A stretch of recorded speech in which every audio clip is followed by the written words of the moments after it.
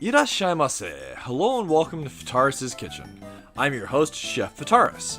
It's time once again for Shoot 'em Up Saturday, and on the menu this Saturday we have Natsuki Chronicles, the awesome follow-up to the excellent Ginga Force. What kind of taste will it have? Let's get cooking and find out.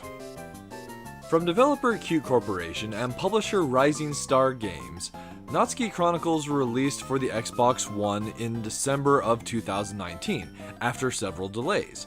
Now, in February of 2021, it's available for the PC via Steam and the PlayStation 4, which is the version we're looking at today. This is a title I've been anticipating for quite some time. I really enjoyed Ginga Force when I looked at it several years ago, and well, after this was announced, this was one that I was really excited to see and play.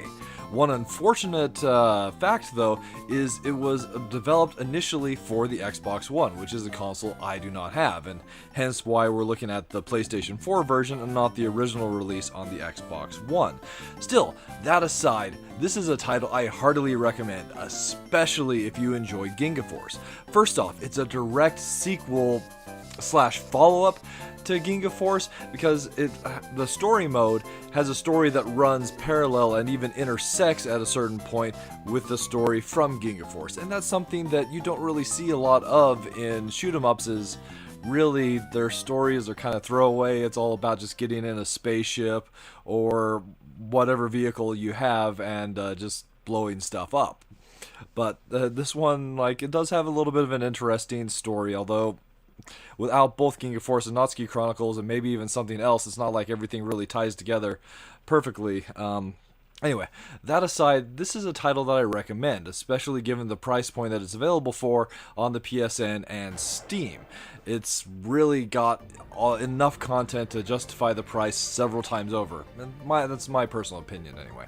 So here we find ourselves at the main menu. There are two modes you can play the game in, the story mode and the arcade mode, and we're going to take a brief second to look through both. So starting with the story mode, you've got all these different saves you can make, and really you're probably going to be playing on one save, but it's nice that there are the options for different save files. Starting the save, we see that the game presents itself with this awesome timeline. So you'll start off with the Stage 1, Central City, which we're not actually going to look at here because we'll see that in arcade mode. But then after you complete that, you get the basic training 1, and then you kind of like jump back and forth from going forward in time and then jumping back to the training. And it's kind of a neat way to present the story and what's going on. And the game has a decent number of stages, especially if you take into account those training stages, which are interesting and do a good job of sharing the mechanics of the game. So once you select your stage, you're taken to this difficulty selection. There are 4 difficulties total. Easy and normal are available by default. Defeating normal unlocks hard, defeating hard unlocks extreme. But the game does ramp up quite a bit in difficulty, so the higher difficulties are tough to get to. So we're going to look at this stage here, Stage 4 Underground, on difficulty easy. Once you select your stage, we're taken to this briefing screen, which just kind of goes over the story. Honestly, after the first time you play through the stage, I wish it was possible just to set a default to skip that.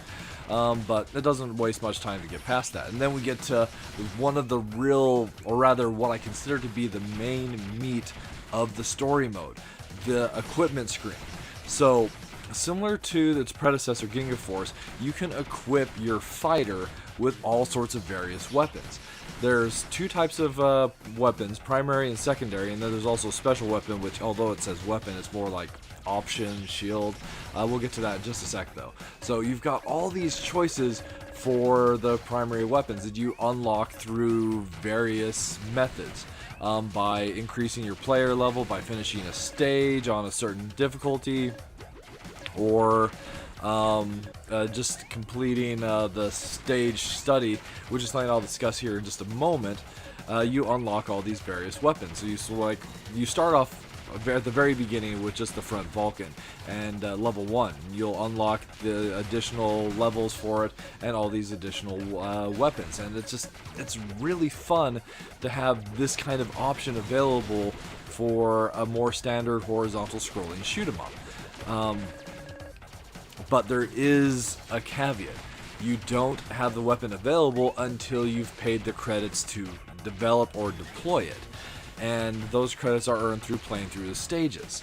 And that brings in this really massive grind, which has got some, not necessarily great, but it could be worse. So for this stage, let's, for example, start with a wave. I haven't developed a wave, so if I develop wave level 1, the wave level 2, which I've unlocked, is available. I can develop that, and we can even get up to wave level 3, which we'll take so we can have the most powerful version of that. So once we have our primary weapon equipped, we can equip our, oh hey, trophy! Primary weapon free.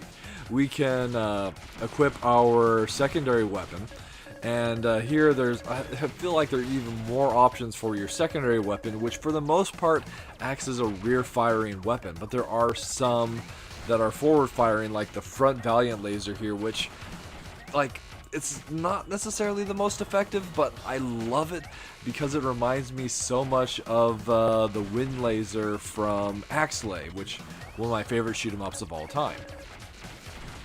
At any rate, one of my favorites that is in here, though, that I do use, and this is for functionality, is the homing laser, and it's got 2 levels, level 1, level 2. So selecting that, we find ourselves at the special weapon. So the special weapon basically acts as like options that surround the ship.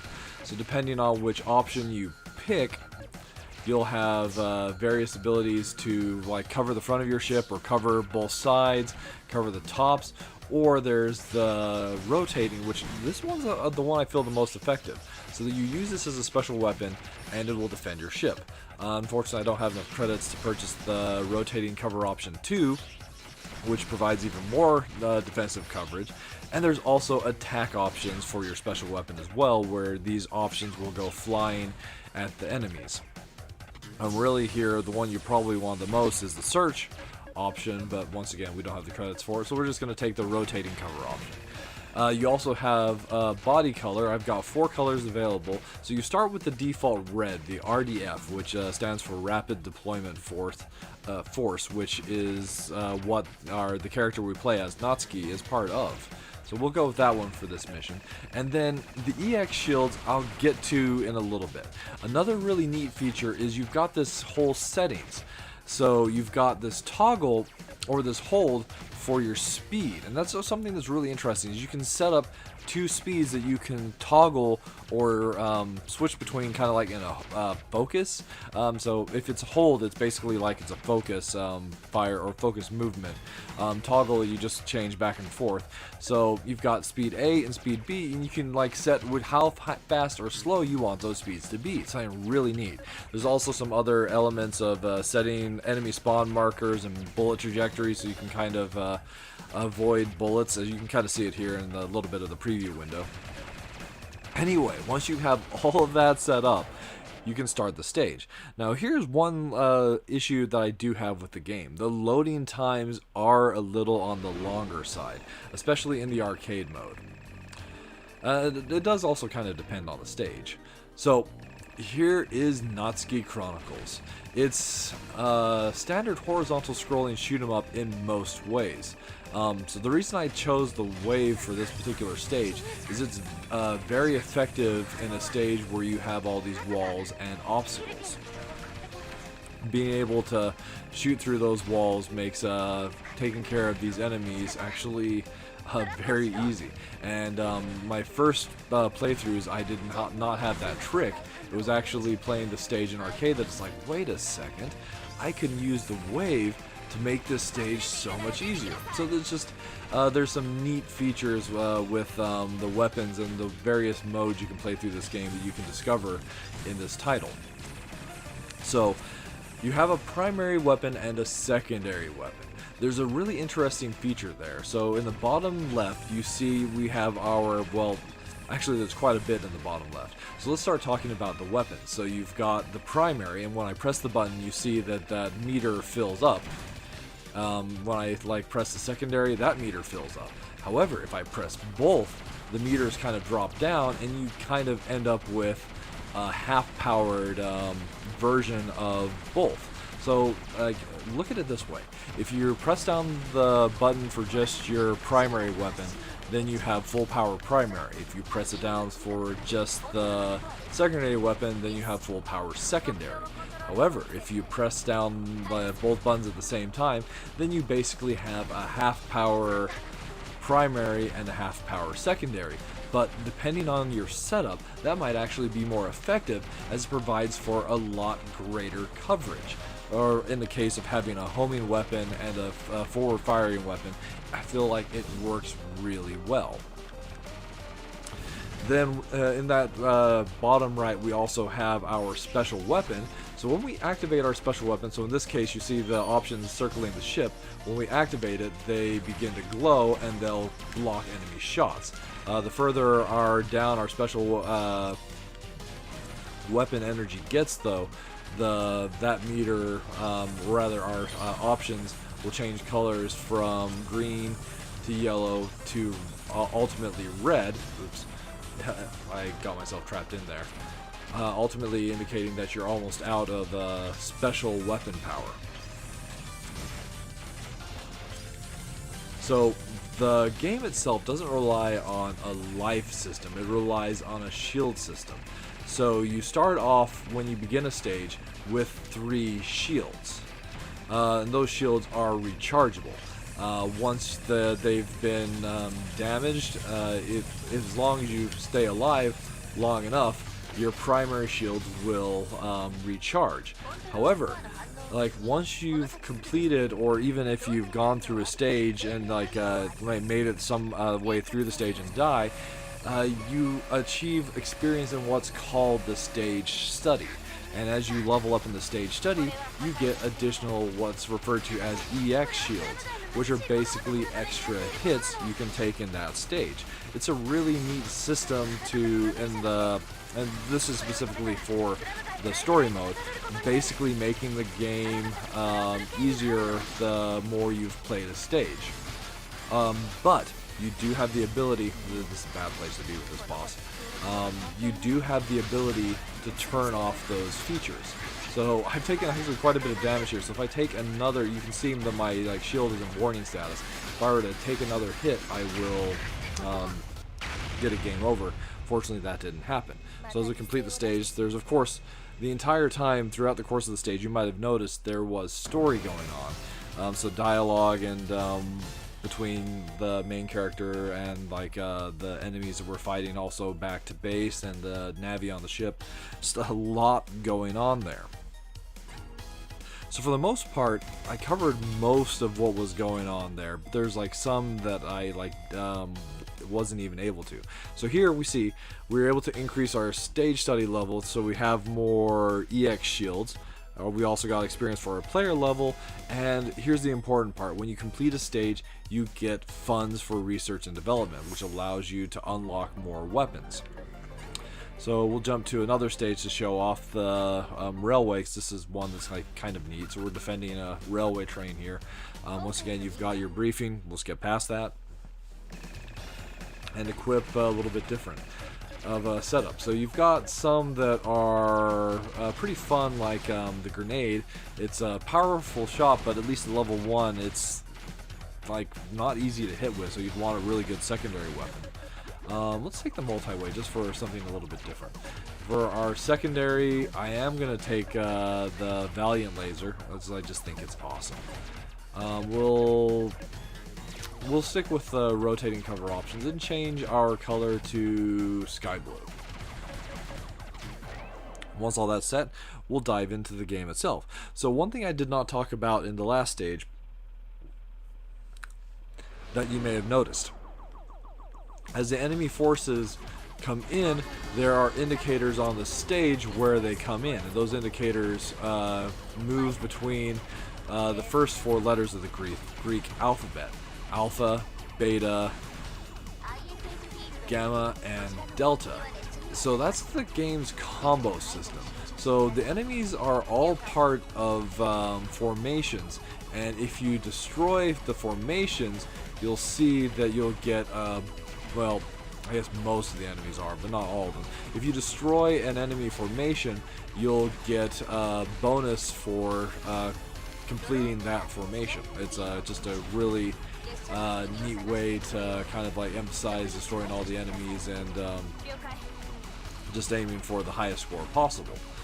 Which I do appreciate. The game does have online leaderboards, so that there's definitely that to take into account.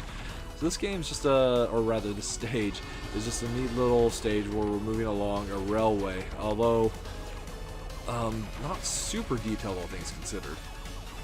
So by picking like the Valiant laser, I don't necessarily have the best rear firing capacity, which is actually a bad choice for the stage, but I'm sure it'll work out. Because we're actually going to take a second and pop back to the main menu to have a look at arcade mode. So here we are at the main menu. So we've looked a fair bit at story mode. Now starting arcade mode, we're taken to this separate start screen. And this is important as there are some additional options that you can set in arcade mode.